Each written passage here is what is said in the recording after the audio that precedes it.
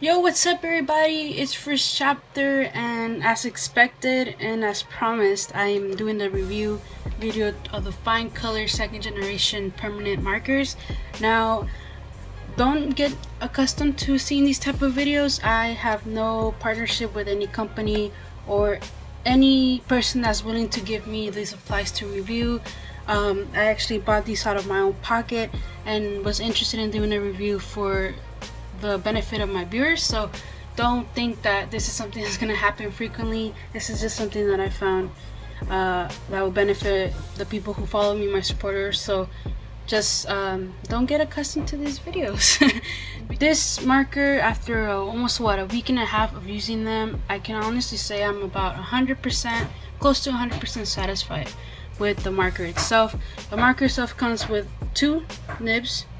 You have a chisel tip. Excuse the noise in the background, I don't know what that is. And you have a regular smaller nib. Now the nib looks kind of like a brush tip, but it's not. It's not a brush tip, and aesthetically it looks really similar to the Copic marker. Now in terms of pricing, it has nothing similar with the Copic marker. These markers in comparison to Copics are $5, $6 cheaper. This marker came in 160 full color set. So like pricing, they're about $1, less than $1. I paid $148 with free shipping, and I got the marker within a week or so. Shipping was great. The owner is great. You can tell that he cares about his customers, because just of the shipping tells you a lot about the company or the seller. The full price on them is $156, but the owner tends to have a lot of sales. So if you're willing to save like $8, $6, like I recommend that you continue or bookmark the page so that you can be aware of those savings. But a little bit of the marker. So the marker itself, I found that it's a really good marker. I found that it's similar to the Prismas and the Blick Studio markers. Now, a little bit, some downfalls of the actual marker itself. I wouldn't say it has anything to do with the quality, but it has to do with the cap. Now, the markers itself gives you like a little color ring on the top of the marker, as you can tell right here.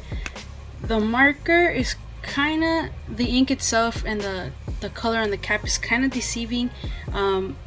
It's kind of a downfall from this marker, because for example, me who doesn't have a color, like a color palette or a color ring, when I'm looking for a marker and I'm off to drawing, I always have to get an extra paper and kind of just draw on the side to see if that's the shade that I need with these markers. Now with the I have a couple Copics. With the Copics and the Blicks, I don't have to do that, because the rings itself are actually kind of almost 100% accurate.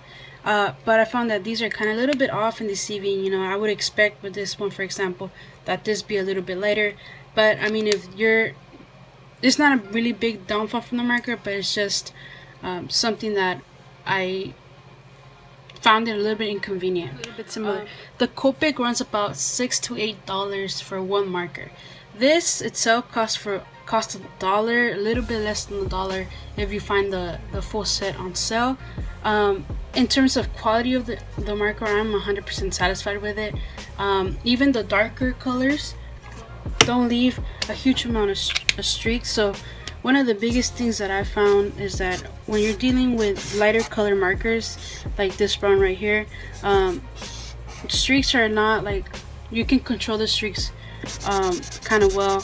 That's not the same thing with the black marker, so you can tell there's some streakage there. But what I actually like about this marker is that you can control the streaks. Even with the dark color markers, the streaks, you can go over them and you will be satisfied with them. So that's one of the biggest benefits from this marker, is that you can actually control the streak levels of the shading itself. So I actually really like that from this marker. The second thing that I really enjoyed about this marker is the price, and also how much you get for your buck. So you're getting 160 colors for about $156. So you end up getting the marker a little bit less than $1. But if you're also interested, or are you looking for a variety of colors or shades of a blue or green, a yellow, a pink, a purple, I want to recommend that you go with this set. Unlike the Prismas, they have a little bit of variety. The same thing goes with the Blakes. They have a little bit of variety, but they don't have a lot. So you're probably ranging for about 5 to 6 markers and shades of a yellow, a green, a blue, a purple, and a pink and an orange. So if you're interested in having a variety of colors, I would suggest this, the price and for the variety of colors. Overall, I think that this marker is 100% worth it. If you're into buying the Copics, I mean, this is close as you can get. I wouldn't suggest buying the Copics personally. I mean, I have one or two that I've gotten for free, and they're great. I mean, if you like the brush tip, instead of the little nib that this one has, I mean, if that's a deal breaker, then you won't like this marker.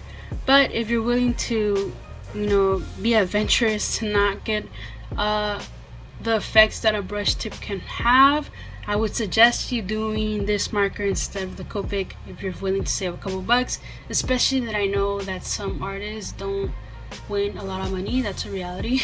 I would suggest that you look into these markers. I personally really enjoy them. I know this review kind of sucked a little bit because I've never done a review this way, but I will link everything in the description down below, and I will leave you all to enjoy the little speed art that I put in combination with using this marker. So stay fresh, stay dope, do art, do not do drugs, and yeah, peace out everybody.